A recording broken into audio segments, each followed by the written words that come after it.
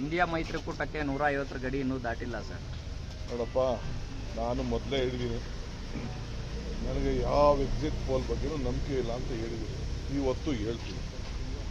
ಈಗ ಯಾರು ಫೋನ್ ಮಾಡಿದ್ರು 2, 3, 4 ಕೊಡ್ತಾರೆ ಅಂತೆಲ್ಲ.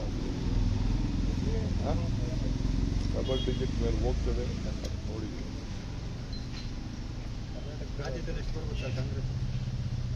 ನೋಡ್ರಪ್ಪ ನೀವೇನು, ನನಗೆ ಈ ಎಕ್ಸಿಟ್ ಪೋಲ್ ಬಗ್ಗೆ ನಂಬಿಕೆ ಇಲ್ಲ. ನೀವು ಹೇಳ್ತಾ ಇದ್ದೀರ, ನೀವು ಹೇಳಿ ಕರೆಕ್ಟಾಗಿ, ನೀವು ನೋಡಿರೋದು, ಕಣ್ಣಲ್ಲಿ ನೋಡಿರೋದು. ಇವತ್ತು ಹೇಳ್ತೀನಿ, ಕರ್ನಾಟಕ ಕ್ರಾಸ್ ಡಬಲ್ ಡಿಜಿಟ್.